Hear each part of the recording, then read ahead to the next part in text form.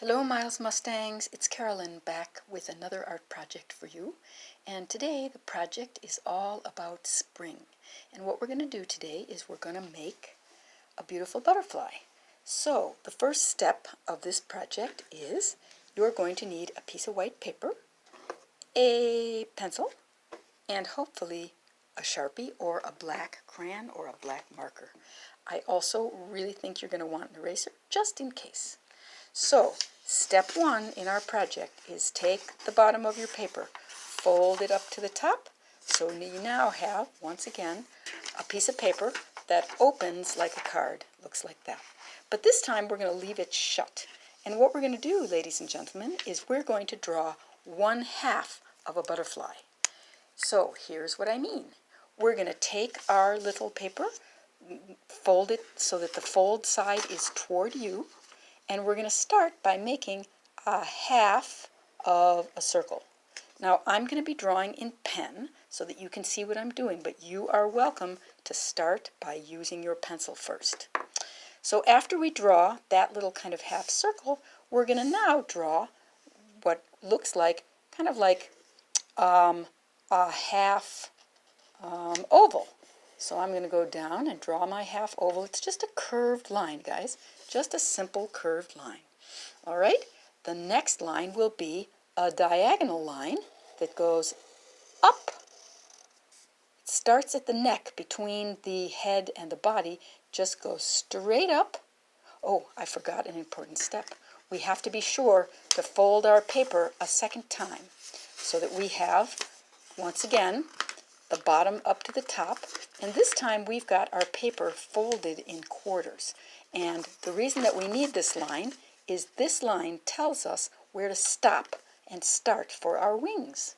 So after we've got our diagonal line, we're going to go ahead, make a little curve, maybe make a little curve again, and end the wing right here on the fold line. I'm going to go ahead and take my marker and go over the fold line. So that's wing number 1. For wing number 2, we're going to make another diagonal line, this time going out from the bottom. And what we're going to do is we're going to connect from where your other wing stopped, and we're just going to make an arch, just like a half circle that ends up connecting to our diagonal line. So your wing might not look exactly like that. There's no right or wrong here, guys. It's just however you want to do it. We've got a top to our wing and a bottom. And after we do this, we're going to open up our paper, and we're going to go ahead and take our black crayon or black pen or black marker and go over the line on the back so that we can be sure that we can see it. Because the lesson today is all about symmetry. And those of you who know that word will remember that symmetry means that both sides are going to look the same. So I'm going to show you a little trick today with this project so that both of the sides of your butterfly can look the same. All right, so now I have my butterfly wing on both sides of the paper, halfway only, right? Halfway only. So what I'm going to ask you to do next is to take another piece of paper, and I'm using copy paper here today. And what I love about the copy paper is we can see the black line through it. So I've got my copy paper lined up on top of my half butterfly. You probably can't see it very well, but I can. And I'm going to go ahead and I'm going to just draw over my Sharpie lines that I can see through this paper. This is a great practice, guys, for tracing. Tracing is a lovely hand-eye coordination exercise, parents, so that the kids follow with their pen what their eye is seeing. Now, in order to get the second half of my butterfly, I'm going to simply turn my paper over. Remember, my original paper has the butterfly on the front and on the back. So here he is. I'm going to line my new butterfly up so that he matches and meets the old butterfly. And I'm just going to make sure that my lines connect.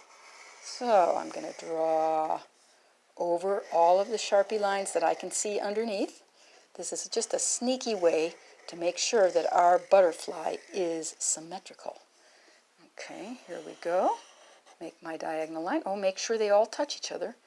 And I'm just tracing over my original drawing. So I had a half butterfly, and now I have a whole butterfly, and he looks the same on both sides. So what you can do next is you can either go back to your original drawing and go ahead and put some shapes in here. If you want your butterfly to be completely symmetrical, you would then make some shapes on your original half butterfly. Let's see, I'm going to make some big shapes and some maybe not so big shapes. So if you want both sides of the wings to be exactly the same, what you would do next would be flip this over and once again trace over these shapes that you can kind of see through and use these shapes as the guidelines for your actual drawing. So I'm going to just go over these guys really quickly. And remember, I'm using a Sharpie, but actually I believe a black crayon, a black regular marker, or even a black pen will probably do this same trick. I'm kind of a big fan of Sharpie, but it doesn't have to be Sharpie. All right, so now I've got, and of course I'm drawing kind of quickly. You're going to take your time and do this a little bit more slowly. So now I've got both sides with my butterfly pattern. So I'm going to do the same thing I did before, which is take my new drawing, and I'm going to place it on top, match it up with the wing so that I can see. Oh, can I see my shapes? Yes.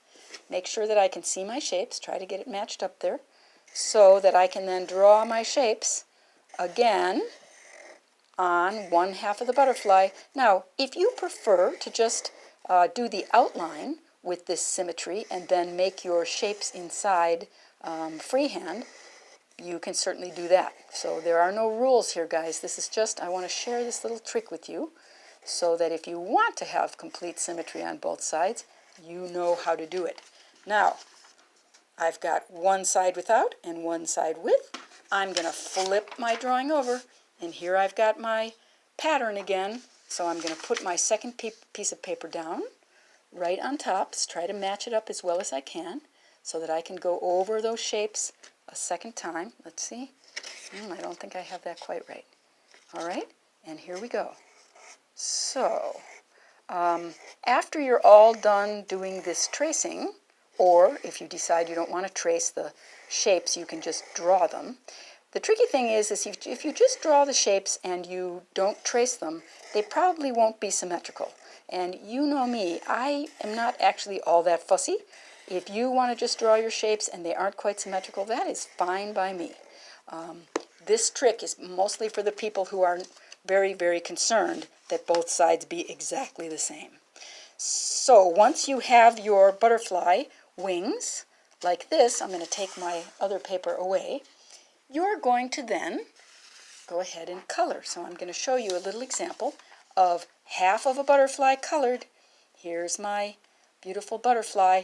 I used these twistable markers, but you can use whatever you've got. You can use whatever you've got. So have fun, everybody. And please post and show me. By the way, the other thing is, this butterfly is big, but it doesn't have to be this big. If you want to cut your paper smaller and make a smaller butterfly, you're welcome. The other incredibly fun thing could be that on this half of the butterfly, use some different colors. I mean, I love that we've got yellows and oranges here, but if you want, this side of the butterfly could be a completely different family of color. So please have a lot of fun as we honor and welcome the butterflies from spring. This looks a little bit like a monarch, but not quite. So please post your butterflies, everybody. I can't wait to see them. All right, have fun. I'll bring you another one soon.